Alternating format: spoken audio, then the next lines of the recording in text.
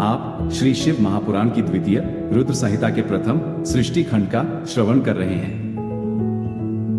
8वां अध्याय। कथा का नाम है ब्रह्मा और विष्णु को भगवान शिव के शब्दमय शरीर का दर्शन। ब्रह्मा जी बोले, मुनिश्रेष्ठ नारद, इस प्रकार हम दोनों देवता गर्वरहित हो निरंतर प्रणाम करते रहे। हम दोनों के मन में एक ही अभिलाषा थी कि इस ज्योतिर्लिंग के रूप में प्रकट हुए परमेश्वर प्रत्यक्ष दर्शन दे। दीनों के प्रतिपालक, अहंकारियों का गर्व चूर्ण करने वाले तथा सबके प्रभु अविनाशी शंकर हम दोनों पर दयालु हो गए। उस समय वहां उन सुरश्रेष्ठ से ओम ओम ऐसा शब्दरूप नाद प्रकट हुआ जो स्पष्ट रूप से फ्लूट स्वर में सुनाई दे रहा था। जोर से प्रकट होने वाले उस शब्द के विषय में यह क्या है, ऐसा सोचते हुए समस्त देवताओं के आराध्य भगवान विष्णु मेरे साथ संतुष्ट चित्त से खड़े रहे। वे सर्वथा वैरभाव से रहित थे। उन्होंने लिंग के दक्षिण भाग में सनातन आदिवर्ण अकार का दर्शन किया। तदनंतर उत्तर भाग में उकार का, मध्य भाग में मकार का और अंत में ओम इस नाद का साक्षात दर्शन किया। हे ऋषि श्रेष्ठ, दक्षिण भाग में प्रकट हुए आदिवर्ण आकार को सूर्यमंडल के समान तेजोमय देखकर उन्होंने उत्तर भाग में उकार वर्ण को अग्नि के समान देखा। हे मुनिश्रेष्ठ, इसी तरह उन्होंने मध्य भाग में मकार को चंद्रमंडल के समान देखा। तदनंतर उसके ऊपर शुद्ध स्फटिक मणि के समान निर्मल प्रभा से युक्त, तुरीयातीत, अमल, निष्कल, निरुपद्रव, निर्द्वंद्व, अद्वितीय, शून्यमय, बाह्य और आभ्यंतर के भेद से रहित, बाह्य आभ्यंतर भेद से युक्त, जगत के भीतर और बाहर स्वयं ही स्थित, आदि, मध्य और अंत से रहित, आनंद के आदि कारण तथा सबके परम आश्रय, सत्य, आनंद एवं अमृत स्वरूप परब्रह्म का साक्षात्कार किया। उस समय श्रीहरि यह सोचने लगे कि यह अग्निस्तंभ यहाँ कहाँ से प्रकट हुआ है। हम दोनों फिर इसकी परीक्षा करें। मैं इस अनुपम अग्निस्तंभ के नीचे जाऊंगा। ऐसा विचार करते हुए श्रीहरि ने वेद और शब्द दोनों के आवेश से युक्त विश्वात्मा शिव का चिंतन किया। तब वहां एक ऋषि प्रकट हुए जो ऋषि समूह के परम सार रूप माने जाते हैं। उन्हीं ऋषि के द्वारा परमेश्वर श्री विष्णु ने जाना कि इस शब्द ब्रह्ममय शरीर वाले परम लिंग के रूप में साक्षात परब्रह्म स्वरूप महादेव जी ही यहाँ प्रकट हुए हैं। ये चिंता रहित अथवा अचिंत्य रुद्र हैं, जहाँ जाकर मन सहित वाणी उसे प्राप्त किए बिना ही लौट आती है। उस परब्रह्म परमात्मा शिव का वाचक एकाक्षर प्रणव ही है, वे इसके वाच्यार्थ रूप हैं। उस परम कारण, रीत, सत्य, आनंद एवं अमृत स्वरूप परात्पर परब्रह्म को इस एकाक्षर के द्वारा ही जाना जा सकता है। प्रणव के एक अक्षर आकार से जगत के बीजभूत अंड जन्मा भगवान ब्रह्मा का बोध होता है। उसके दूसरे एक अक्षर उकार से परम कारण रूप श्रीहरि का बोध होता है और तीसरे एक अक्षर मकार से भगवान नीलोहित शिव का ज्ञान होता है। अकार सृष्टि करता है, उकार मोह में डालने वाला है और मकार नित्य अनुग्रह करने वाला है। मकार बोध्य सर्वव्यापी शिव, बीजी बीज मात्र के स्वामी हैं और अकार संज्ञक मुझ ब्रह्मा को बीज कहा जाता है। उकार संज्ञक श्रीहरि योनि हैं। प्रधान और पुरुष के भी ईश्वर जो महेश्वर हैं, वे बीजी बीज और योनि भी हैं। उन्हीं को नाद कहा गया है। बीजी अपनी इच्छा से ही अपने बीज को अनेक रूपों में विभक्त करके स्थित हैं। इन बीजी भगवान महेश्वर के लिंग से अकार रूप बीज प्रकट हुआ, जो उकार रूप योनि में स्थापित होकर सब ओर बढ़ने लगा। वह सुवर्णमय अंड के रूप में ही बताने योग्य था। उसका अन्य कोई विशेष लक्षण नहीं लक्षित होता था। वो दिव्य अंड अनेक वर्षों तक जल में ही स्थित रहा।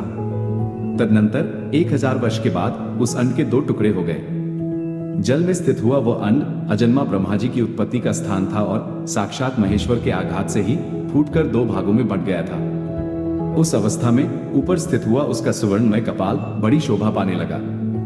वही द्युलोक के रूप में प्रकट हुआ तथा जो उसका दूसरा नीचे वाला कपाल था, वही यह 5 लक्षणों से युक्त पृथ्वी है। उस अंश से चतुर्भुज ब्रह्मा उत्पन्न हुए, जिनकी क संज्ञा है। वे समस्त लोकों के सृष्टा हैं। इस प्रकार वे भगवान महेश्वर ही अ, उ और म इन त्रिविध रूपों में वर्णित हुए हैं। इसी अभिप्राय से उन ज्योतिर्लिंग स्वरूप सदाशिव ने ओम ओम ऐसा कहा। ये बात यजुर्वेद के श्रेष्ठ मंत्र कहते हैं।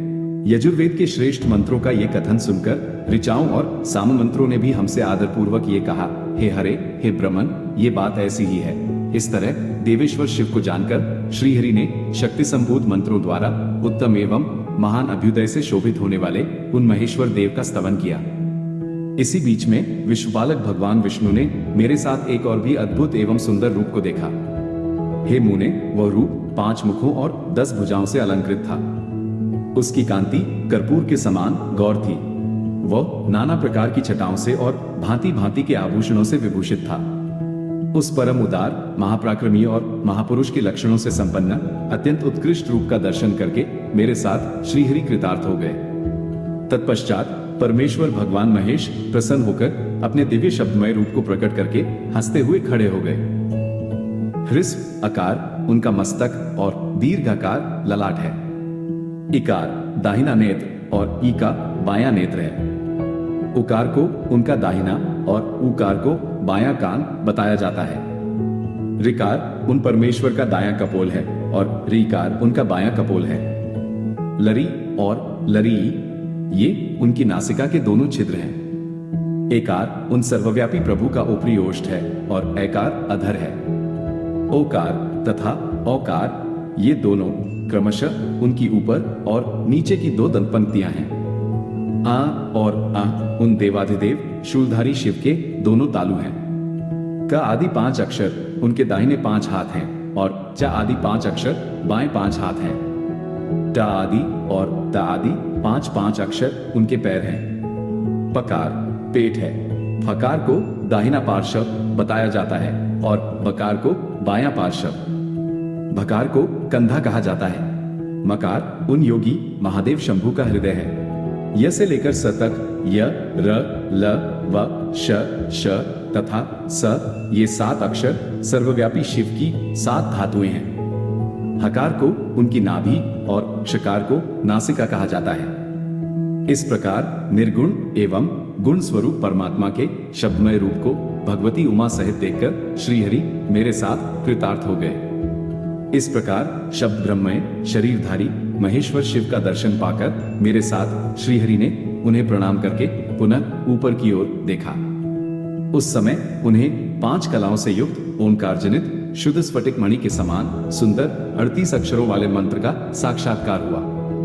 पुनः संपूर्ण धर्म तथा अर्थ का साधक, बुद्धि स्वरूप, अत्यंत हितकारक और सबको वश में करने वाला गायत्री नामक महान मंत्र लक्षित हुआ। वह 24 अक्षरों तथा 4 कलाओं से युक्त श्रेष्ठ मंत्र है। पंचाक्षर मंत्र नमः शिवाय 8 कलाओं से युक्त है।